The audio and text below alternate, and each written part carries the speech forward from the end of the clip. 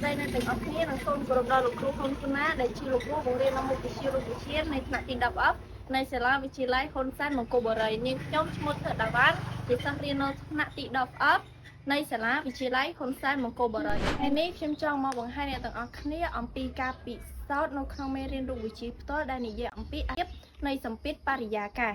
một lần trên tờ đo ca thơ pi sótរបស់យើងយើងត្រូវយកដឹងពីនិយមន័យសម្ពាធជាមុនសិនសម្ពាធគឺជាកម្លាំងសង្កត់ក្នុងមួយខ្នាតនៃផ្ទៃឬជាផលធៀបរវាងកម្លាំងនិងផ្ទៃហើយសម្ពាធតាំងដោយអក្សរ P ហើយក៏មានខ្នាតគិតជាប៉ាស្កាល់ឬក៏ញូតនក្នុង1ម៉ែត្រការ៉េហើយសម្ពាធមានរូបមន្ត P ស្មើ F លើ A ដែល F គឺជាកម្លាំងសង្កត់គិតជាញូតនហើយ A គឺជាផ្ទៃគិតជាម៉ែត្រការ៉េធ្វើពិសោធន៍មួយនេះក៏ត្រូវការសម្ភារៈមួយចំនួនដូចជាទឹកមួយដបបន្ទាប់មកកែវដែលមានរូបរាងប្រហាក់ប្រហែលទៅនឹងស៊ីឡាំងនិងក្រដាសកុំឲ្យខាតពេលយូរយើងចូលទៅទស្សនាការពិសោធន៍ទាំងអស់គ្នានេះគឺជាសម្ភារៈរបស់យើងសម្រាប់ធ្វើការពិសោធន៍ជាដំបូងយើងត្រូវយកទឹកនេះចាក់ចូលទៅក្នុងកែវឲ្យពេញ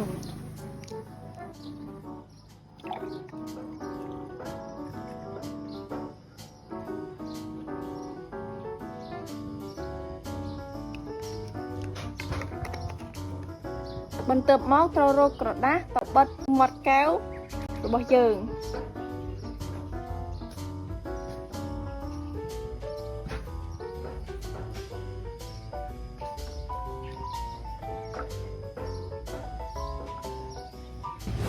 ជាសមិទ្ធផលដែលយើងទទួលបាននៅពេលដែលយើងផ្កាប់កែវចុះក្រោមយើងឃើញថាទឹកនិងក្រដាសมันអាចធ្លាក់ចុះមកក្រោមបានពីព្រោះតែទម្ងន់នៃទឹកស្មើនឹងកម្លាំងបរិយាកាសដែលมันអាចធ្វើឲ្យទឹកនិងក្រដាសធ្លាក់ចុះមកក្រោមបាន